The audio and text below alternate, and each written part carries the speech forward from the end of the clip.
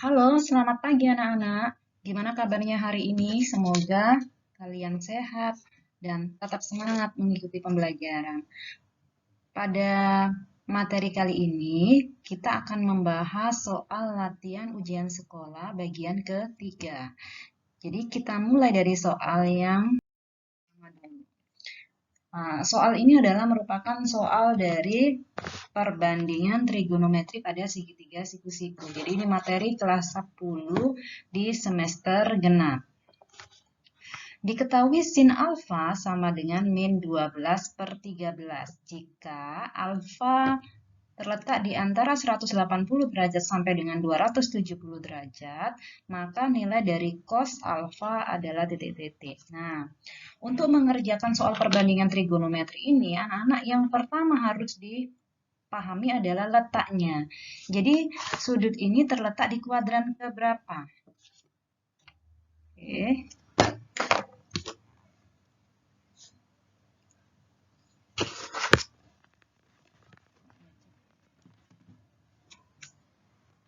Sebentar.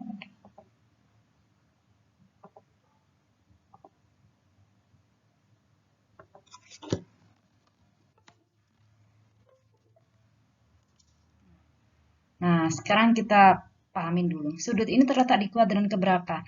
Nah, kalau lebih dari 180 sampai dengan 270, jadi letaknya ini di kuadran ketiga. Jadi langkah pertama tentukan dulu letaknya. Jadi letaknya bisa dilihat dari ini. Kemudian diketahui di soal bahwa sin alfa min 12/13. Kalau kita ingat pada perbandingan trigonometri, sin itu sama dengan depan per miring. Tanda min ini menunjukkan letaknya. Sin di kuadran 3 bernilai negatif, makanya ada min di sini. Anak-anak harus mengingat lagi yang sudah dipelajari di kelas 10, ada istilah semua sindikat tangannya kosong. Jadi kalau kuadran 1 semua bernilai positif, kuadran kedua hanya sin yang positif, kuadran ketiga hanya tan yang positif, kuadran keempat hanya cos yang positif. Di sini diketahui sin pada kuadran ketiga nilainya negatif, berarti betul ya. Sin itu depan per miring. Yang ditanya cos. Cos alfa itu sama dengan sa per mi. Nah, sisi sampingnya kan nggak tahu, berarti harus dicari tahu. Gimana caranya? Buat segitiga. Gunakan rumus Pitagoras. Diketahui sin alfanya depan per miring. Nah, karena ini berlaku pada segitiga siku-siku, buat dulu segitiga siku-sikunya. Misalkan seperti ini ya, dari segitiga A, B, C. Taruh alfanya, misalnya alfanya ibu taruh di sini. Maka yang disebut sisi depan adalah di depan sudut alfa. Berarti ini adalah sisi samping, di depan sudut siku-siku selalu sisi miring. Sisi samping belum diketahui, dicari dulu sisi samping sama dengan miring kuadrat dikurangi depan kuadrat. Pada Pitagoras, untuk mencari sisi samping atau depan selalu miring dikurangi dengan salah satu sisi. Namun ketika mencari sisi miring, maka sisi samping kuadrat ditambah sisi depan kuadrat. Kemudian diakarkan. Nah, sisi miringnya berapa? 13 kuadrat dikurangi sisi sampingnya 12 kuadrat. Sehingga kita dapatkan 169 dikurangi 12 kuadrat 144. Sehingga hasilnya adalah 25. Akar 25 nilainya 5. Jadi sisi sampingnya 5 cm. Berarti cosnya berapa? Cos alfa karena di kuadran keempat negatif samping per kuadran ketiga. Nah, nilai cos di kuadran ketiga negatif, yang positif hanya tan. Berarti sama dengan min, sisi sampingnya kita dapatkan 5, sisi miringnya adalah 13. Jadi jawabannya min 5/13. Jawaban yang sesuai adalah option D. Kita lanjut ke soal kedua. Masih trigonometri ya, jurusan 3 angka. Sebuah kapal berlayar dari suatu pelabuhan ke arah barat sejauh 20 km. Kemudian kapal tersebut melanjutkan perjalanan dengan arah 330 derajat sejauh 40 km.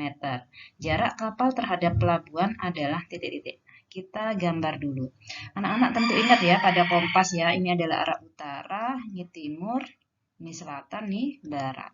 Ada sebuah kapal, misalkan di titik A, kapal tersebut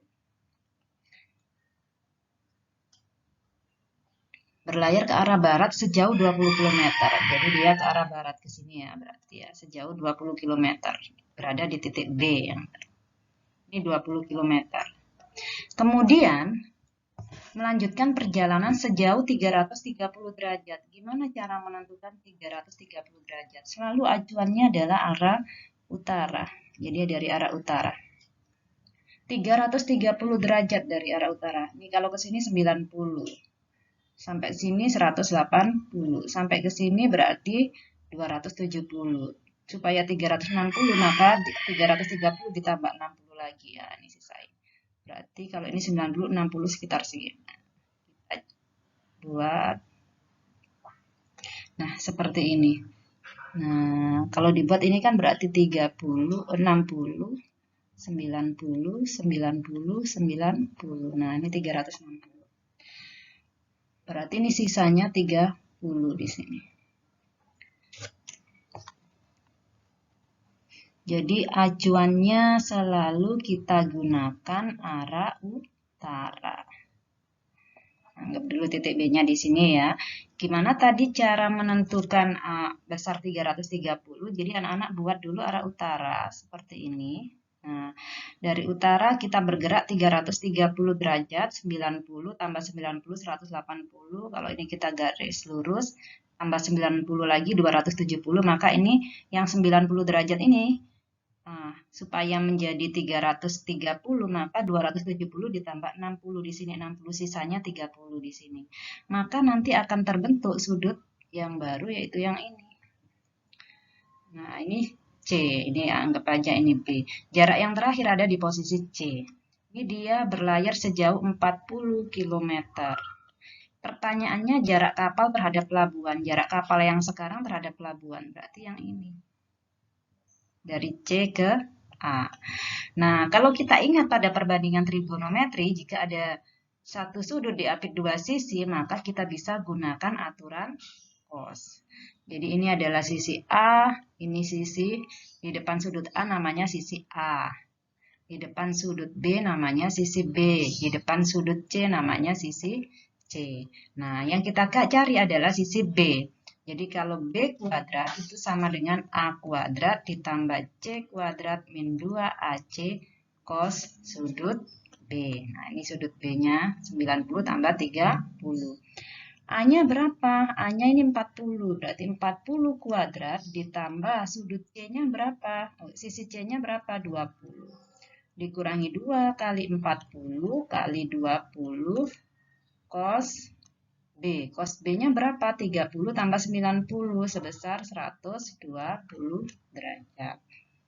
40 dikuadratkan 1600 ditambah 20 kuadrat 400 dikurangi 2 kali 40 kali 20. 2 kali 4 8. 8 kali 2 16. Nah, nolnya 2, 1600. 120 gimana nyarinya? Cos 120 ini sudutnya 120 itu terletak di kuadran kedua. Kenapa di kuadran kedua? Pada sudut berelasi, sudut yang besarnya lebih dari 90 tapi kurang dari 180 berarti berada di kuadran kedua. KW1 itu 0 sampai 90, ini mulai dari lebih dari 90 sampai 180, di sini berarti lebih dari 180 sampai 270, yang di sini lebih dari 270 sampai 360. Karena di kuadran kedua rumusnya adalah 180 min alfa. Di kuadran kedua tadi kalau anak-anak ingat, yang di sini yang punya rumah adalah sin. Kalau cos nanti jawabannya adalah min. Sekarang berarti jawabannya apa? Jawabannya adalah cos 180 min alfa. Jadi kita pakai rumus di KW2. Berarti cos berapa? Cos 180 dikurangi berapa supaya hasilnya 120? Berarti dikurangi 60 derajat. Jadi jawabannya adalah min cos 60 derajat. Kenapa min? Karena di kuadran kedua cos itu negatif. Sama dengan berapa? Sudut istimewa. Kalau sin 0 adalah 0. Jadi anak-anak ingat ya sudut istimewa. Sin di sini cos 0 derajat, 30 derajat, 45 derajat, 60 derajat, 90 derajat. Sin 0, 0. Sin 30 setengah, sin 45 setengah akar 2, sin 60 setengah akar 3, sin 90 adalah 1.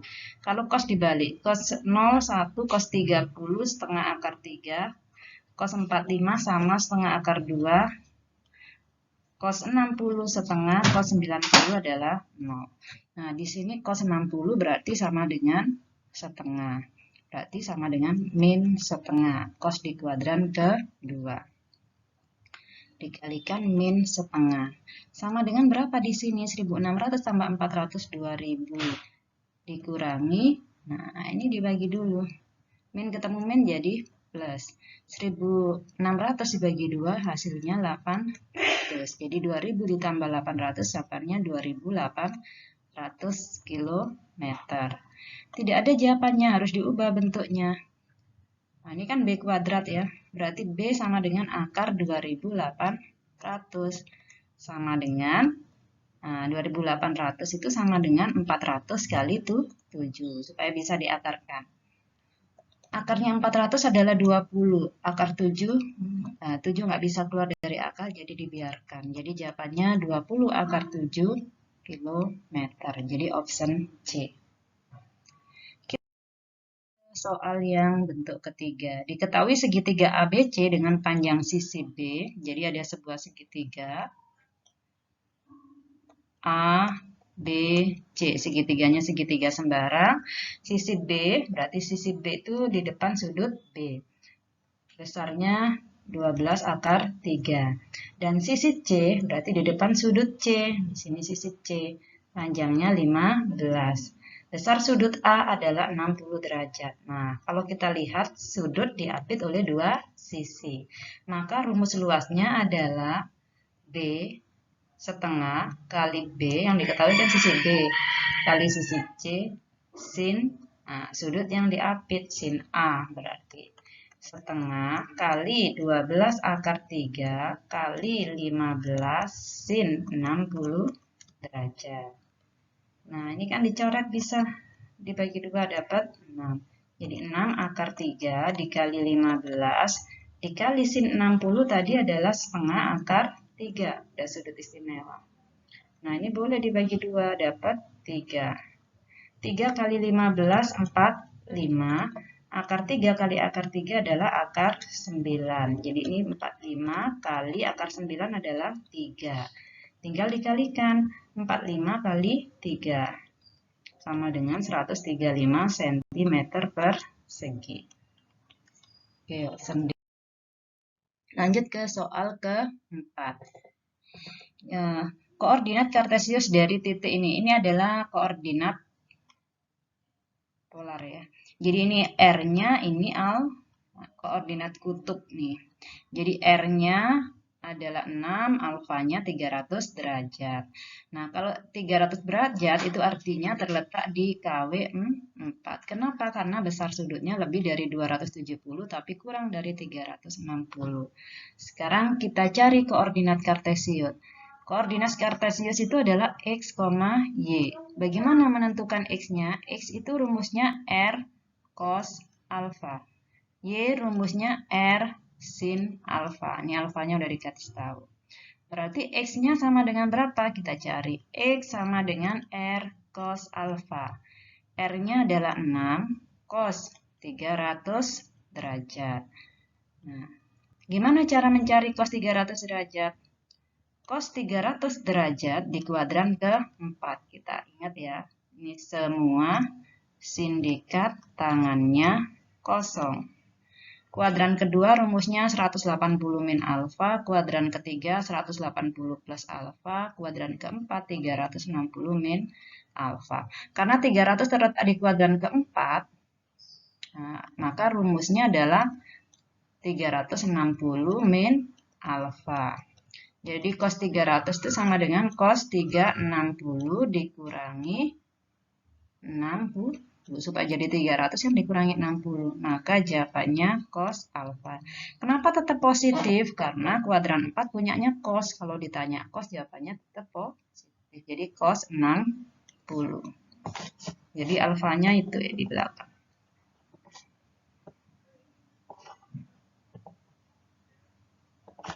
Jadi jawabannya cos 60 derajat. Nah, ini alfanya. Cos 60 tadi nilainya setengah, berarti di sini setengah. Jadi 6 kali setengah sama dengan 3. Y sama dengan R sin alfa sama dengan 6 sin 300 derajat. Bagaimana menentukan sin 300 derajat? 300 derajat dikali 4. Rumusnya adalah 360 min alfa. Sama dengan, ingat, sin di kuadran keempat nilainya negatif. Kenapa? Karena yang positif adalah cos, maka min sin 360 dikurangi 60. Jadi jawabannya min sin alfanya berapa nih? 60. Jadi yang diambil angkanya aja ya, bukan tanda minnya di sini.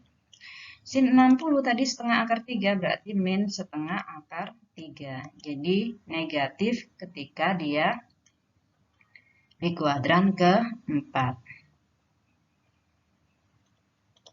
Nah, 6 dibagi 2, hasilnya 3. 3 kali min 1, min 3 akar 3. Jadi karena koordinat kartesius itu x, y, maka titiknya x-nya 3, y-nya min 3 akar 3. 3, min 3 akar 3. Jadi opsinya adalah yang D. Lanjut ke soal kelima. Diagram lingkaran di bawah ini menunjukkan daftar makanan yang disukai oleh siswa di suatu SMK kelas 12. Jika banyak siswa yang suka makan bakso adalah 24 siswa, maka banyak siswa yang suka makan sate adalah... Nah, kalau anak-anak tahu, ini kan diketahui dalam bentuk persen ya. Dalam satu lingkaran itu persentasenya adalah 100.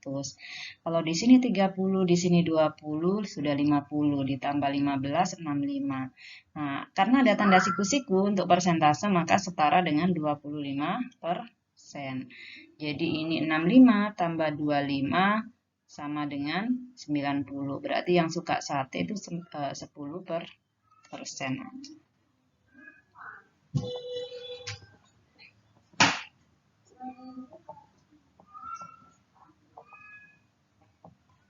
Jadi yang suka sate di sini 10%. Kita tanya jumlahnya berapa 10% tuh yang suka sate. Maka di sini yang atas perbandingan yang suka sate, yang di bawah perbandingan yang diketahui dikali angka yang diketahui.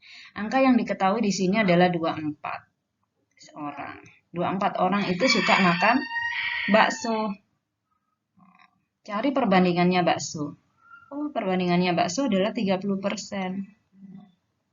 Sekarang yang sate berapa? Yang sate 10%. Coret ya.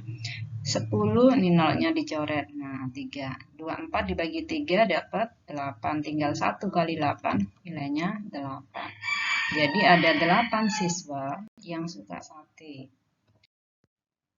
Kita lanjutkan soal berikutnya. Jadi di sini disajikan diagram belakang. Anak-anak disuruh menghitung persentase kenaikan penjualan beras pada hari Rabu.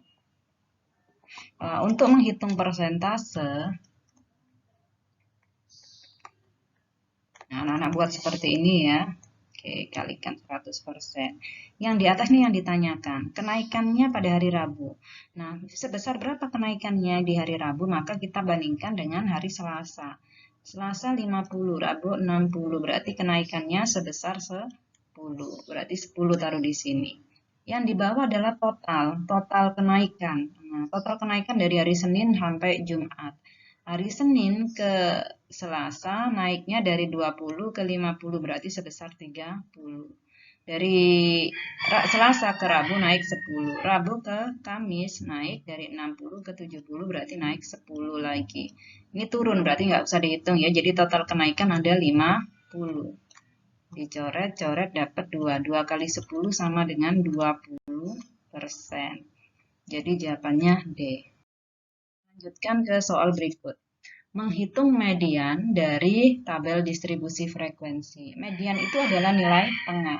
Jadi untuk menghitung median, langkah pertama cari letak median, rumusnya setengah kali N.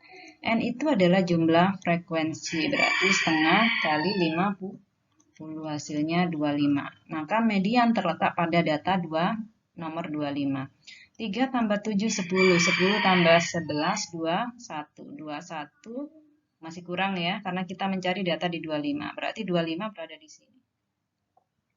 21 tambah 14 kan 35. Maka angka 25 ini berada di sini karena ini batasnya sampai 35. Lebih dari 21 tapi sampai dengan data ke 35. Berarti di sini. Baru kita hitung median. Median itu rumusnya sama dengan TB, tepi bawah kelas, ditambah letak median setengah N, dikurangi F besar, frekuensi kumulatif, kali F kecil, dikalikan panjang kelas. TB-nya berapa? TB itu dari sini ya. TB berarti yang dilingkarin batas bawah, dikurangi 0,5. Berarti 62 dikurangi 0,5. Hasilnya 61,5. Tulis di sini. Ditambah setengah N-nya ini letak median 25 dikurangi F besar, ini adalah jumlah frekuensi sebelum kelas median. 3 tambah 7 tambah 11 berarti 21. Per F kecil adalah frekuensi terpilih pada kelas median, di sini 14. Panjang kelas C itu berarti dari 62 sampai 68, 62-nya dihitung, boleh juga ditulis 62, 68 dikurangi 62 ditambah 1. Berarti 6 tambah 1 hasilnya 7.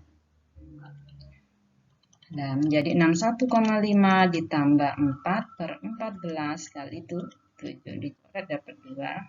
4 dibagi 2 dapat 2. Jadi jawabannya adalah 63,5. Option C. Lanjut ke soal berikutnya. Coba amati histogram berikut, kemudian disuruh menghitung modus. Modus itu adalah nilai yang paling muncul atau frekuensi terbesar. Kalau di histogram, maka kita lihat yang batang paling tinggi. Jadi, modusnya terletak di batang yang ini. Rumus modus untuk data berkelompok, ini data berkelompok karena punya interval. Rumusnya adalah TB ditambah D1 per D1 ditambah D2 dikalikan C. Tepi bawah kelasnya di mana? Kalau kelas modusnya di sini, ini namanya tepi bawah kelas 44,5. Ditambah D1 adalah selisih frekuensi kelas modus dengan kelas sebelumnya. Ini 12, yang di sini 8. Selisihnya 12 dikurangi 8 adalah 4. Ini D1. D2 adalah selisih kelas modus dengan kelas setelahnya.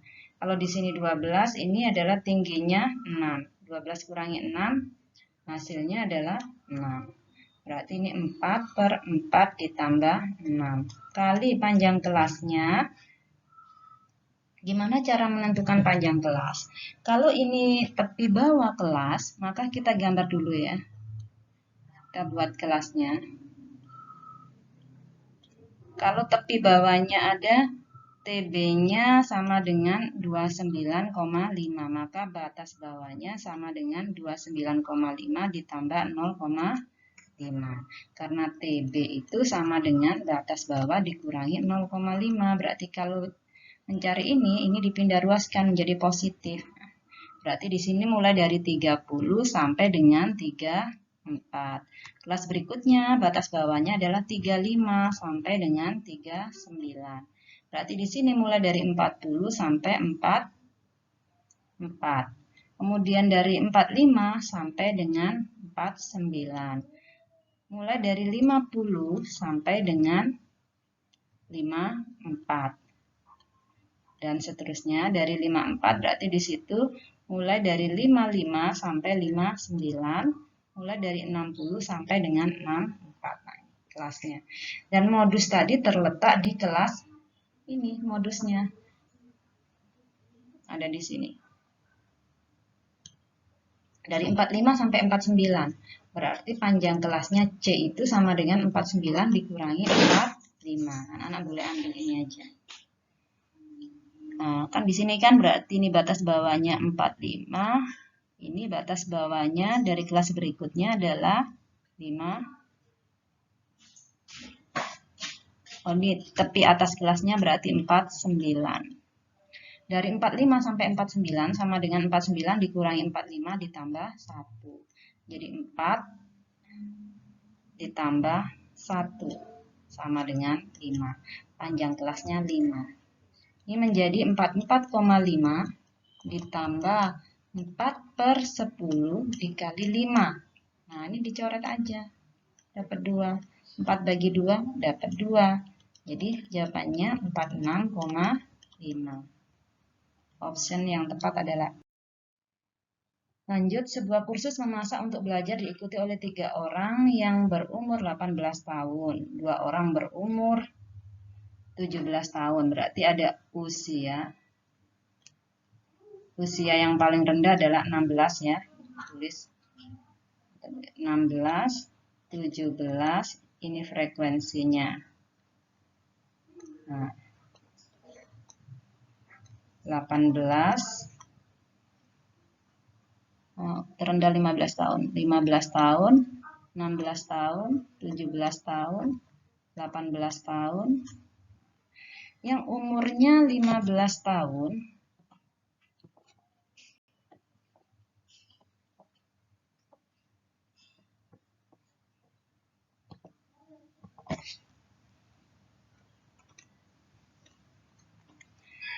umur 15 tahun itu sisanya nggak tahu X. Umur 16 tahun ada 3 orang. 17 tahun ada 2 orang. Dan umur 18 tahun itu ada 3 orang. Diketahui rata-rata umur peserta kursus tersebut adalah 16 tahun. Banyak peserta yang berumur 15 tahun adalah berapa? Nah, diketahui X barnya sama dengan 16 tahun. Nah, kita tahu nilai rata-rata untuk data tunggal majemuk seperti ini. Kita kalikan umur dengan frekuensinya. Jadi 15 kali X, 15X ditambah 16 kali 3, 48. Ditambah 17 kali 2, 34. Jadi ini kalikan ya, 15X, 48, 34, 18 kali 3, 54. Nah, setelah dikalikan, dijumlahkan, kemudian dibagi dengan banyaknya data. Banyaknya data di sini adalah frekuensinya, total frekuensi adalah X ditambah 3 ditambah 2 ditambah 3 sama dengan nilai rata-ratanya 16. Nah, ini kita jumlahkan. 15X nggak bisa dijumlahkan dengan lainnya karena punya variabel. Ini kita jumlahkan 48 ditambah 34. 70 berarti 82. 82 ditambah 54. Nah, sama dengan 136. Berarti ditambah 136 per yang bawah adalah X ditambah 8 sama dengan 16. Kemudian kita kalikan silang. Nah, Ibu pindahkan di sini karena ada angka. 15X ditambah 136 sama dengan 16 dikalikan X plus 8. Berarti 15X ditambah 136 sama dengan 16X. 16 kali 8. Kalikan di sini kalau anak bingung. Berarti 48, 12. Nah, ditambah 128. Kumpulkan X di ruas kiri atau di ruas kanan. X-nya boleh. Nah, misalkan pindahkan ke kiri aja. 15X ini pindah ruas. Min 16X sama dengan 128 dikurangi 136. Ini kan tinggal min 1X sama dengan 136 kurangkan dengan 128. Kan ini habis, berarti kan tinggal hasilnya. Nah, berarti X-nya berapa? Min bagi min jadi plus. Jadi X-nya sama dengan 8 orang.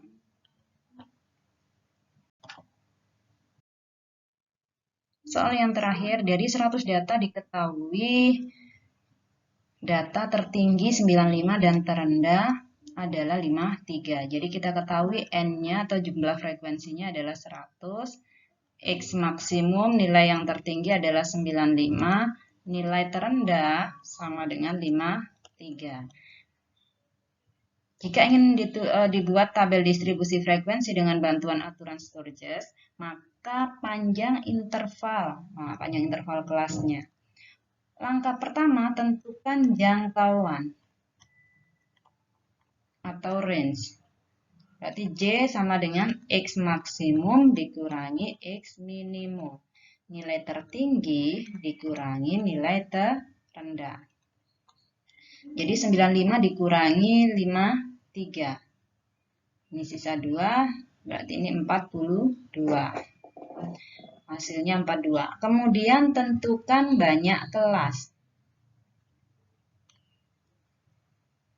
Rumusnya K sama dengan 1 ditambah 3,3 log N sama dengan 1 ditambah 3,3 log 100. Log 100 nilainya 2. 1 ditambah 3,3 kali 2 sama dengan 1 ditambah 6,6 sama dengan 7,6. Dibulatkan menjadi 8. Oke, langkah terakhir kita cari panjang interval kelas. Panjang atau interval kelas. C sama dengan J per K. J-nya 42 dibagi 8. 42 dibagi 8. 8 kali 5, 40. 20 dibagi 8. 8 kali 2. 16, sisa 4, 40 dibagi 8 hasilnya 5, jadi 5,25. Kita bulatkan ke atas menjadi 6, jadi jawabannya adalah panjang interval kelasnya adalah 6. Demikian untuk pembahasan sesi yang ketiga. Silahkan anak-anak salin jawaban ini dan kemudian terapkan ke soal latihan yang Ibu berikan. Terima kasih, sampai ketemu di sesi berikutnya.